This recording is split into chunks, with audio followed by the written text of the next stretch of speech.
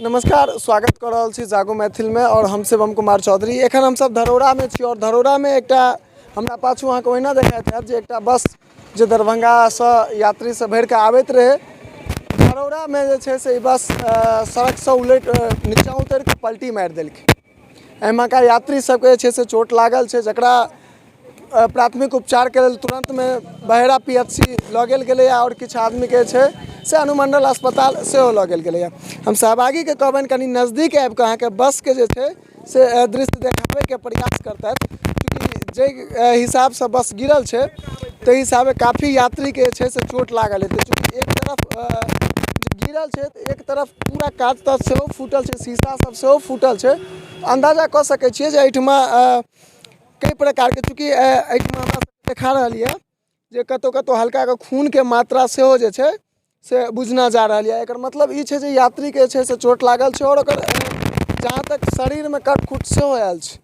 चूँकि बस पलटी मारने छै तो ओनो चोट तो लागले हेतै। किछु आदमी सब एहिठमा छथि, पता करबाक हम सब प्रयास करै छी जे बस केना पलटी मारलकै, या चूँकि सड़क पर में छै से दूटा कारण भऽ सकै छै।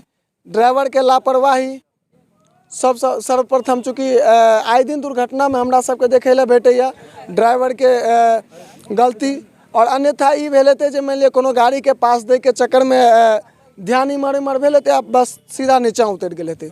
तो जे एहिठमा मानि लिअ एहिठमा छलखिन या हुनका सबसँ हमसब बातचीत करबाक प्रयास करब जे आखिर की घटना भेल छलै ओहि काली में सेहो, और तकरा बाद किछु जे एहि बस के यात्री छलथि यऽ हुनका सब संग हमसब सेहो अस्पताल में जाकर बातचीत करबाक प्रयास करब। अहाँके ओहिना देखाइत हैत बस शिव शक्ति ट्रेवल्स, बस जे छै से शिव शक्ति ट्रेवल्स के रहे और गाड़ी के नंबर BR7P4255 ई गाड़ी के नंबर छी। और ई जे छै से बस एखन खेत में पलटी मारने छै, सड़क से नीचा ई पलटी मारि चुकल छै। और जे एकर मुख्य द्वार रहे छै बस के ओही तरफ से गिरल छै, चूँकि आगू से जे छै से शीशा फोड़ के यात्री सबके निकालल गेलैए। अंदाजा कऽ सकै छियै कई प्रकार के ओहि समय के ओ मंजर हेतै से अंदाजा कऽ सकै छियै जे प्रकार से बस गिरल छै ओहि प्रकार से यात्री के कई हिसाब से चोट लागल हेतै। हमरा सबके संगे ई घटना स्थल पर में छी और एहिठमा एकटा पुलिस सेहो छथि, हिनका संग हमसब बातचीत करबाक प्रयास करब जे घटना के की ओहि समय के मंजर रहे और केना जे छै से यात्री सबके बाहर निकालल गेलै। चूँकि जे बस के द्वार छै से तही तरफ से गिरल छै तो ओ द्वार एखन जे छै से बंद छै, तो केना निकालल गेलै, कतेक आदमी के चोट लागल छै, की केना छै, हम सब सबटा चीज बातचीत करबाक प्रयास करब। सर, एहिमे से यात्री सबके केना निकालल गेलै? ग्रामीणों के सहयोग से निकला है, ठीक है। हम लोग भी थे यहाँ पे, ग्रामीणों का सहयोग मिला, 6-7 यात्री थे, 6-7 सब सहयोग से निकाला गया और बेनीपुर हॉस्पिटल भेजा गया। यहाँ पे सर ये जो निकाला गया तो मतलब आप जब पहुँचे यहाँ पे तो ग्रामीण लोग मिलके सब निकाले? सब कुछ सहयोग से निकला ये। सब कितना यात्री को लगभग चोट लगा होगा? यही हल्का फुल्का 6-7 यात्री को चोट लगा हुआ है। 6-7? ज़्यादा सीरियस तो कोई नहीं सीरियस कोई नहीं है। अच्छा, कुछ पता चला कि बस क्यों पलटा है? ग्रामीण लोग बता रहे हैं कि बस शायद पिकअप आ रहा था साइड से, तो उसी को ओवरटेक कर बचाने के चक्कर में ये ड्राइवर अनबैलेंस होकर ये चला गया खाई में। ड्राइवर को चेक किया, नशे में भी है? नहीं, ड्राइवर तो मिला नहीं यहाँ पे, ड्राइवर कहीं भागे, ड्राइवर फरार हो गया है।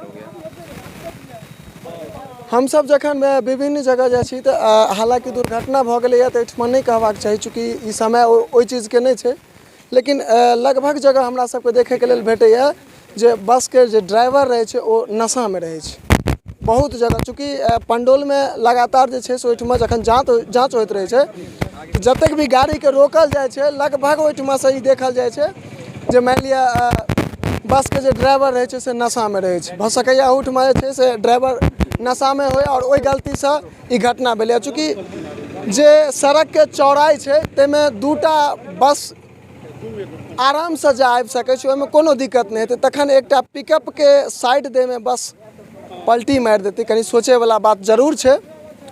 खैर, किछु ग्रामीण सब एहिठमा छथि, हिनको सब संग हमसब बातचीत करब जे हिनकर सबके कखन पता चलन और ई सब जे छै से कई प्रकार के एहिठमा सहयोग केलखिन यऽ। चूँकि स्थानीय आदमी के सहयोग बहुत महत्वपूर्ण रहै छै, सबसे पहिने वएह ओहिठमा रहै छथिन, तो एकटा चीज और अहाँ सब गोटासँ निवेदन करब, जँ एहि प्रकारके कतहु घटना होय तऽ सबसँ पहिले आबि कऽ एहिठमा आदमीके बचेबाक प्रयास करी, जे एहिठमा ग्रामीण सब केलथि यऽ। और किछु ग्रामीण सब संग हमसब बातचीत करबाक प्रयास करै छी। हमरा सब संग एहिठमा ग्रामीण सब छथि, जे सब जे छै से एहि बसमे सँ यात्रीके निकालैमे मदद केलखिन यऽ। चूँकि सब गोटा परिचित है, हेमंत भाई छथिन। हेमंत भाई, जखन ई बस पलटी मारलकै तऽ अहाँ सब तखन पहुँचलिए या पहिने से ही अगल बगलमे छलिए? हम सब जी की कंडीशन रहै ओहिठमा बस? देख के हमरा बड़ खराब लागल। हम सब बस रहि गेलिए, एते पैघ पलटी मारलकै हन, आदमी कते छै। लेकिन जहन एलाके बाद पता चलल जे आदमी बेसी नहीं 7 आदमी आ एगो ड्राइवर छै, टोटल आदमी छै। ड्राइवर भागि गेलै? ड्राइवर फरार भऽ गेल तुरंत। हाँ हाँ।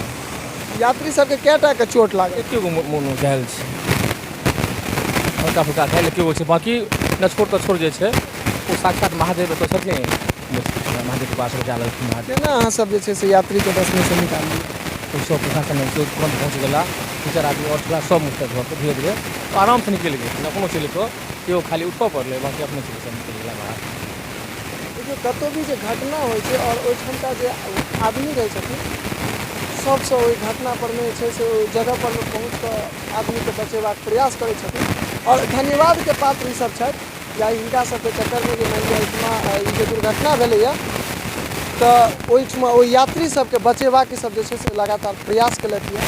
बहुत बहुत धन्यवाद। और अहिना जतेक भी दर्शक देख रहल छी हुनको सब गोटासँ आग्रह करब जे अगर एहन प्रकारके कतहु घटना होइ छै तऽ ओहिठमा सबसँ पहिने पहुँच कऽ प्रयास करी जे ओहिठमा जे यात्री छै तकरा बचाबी।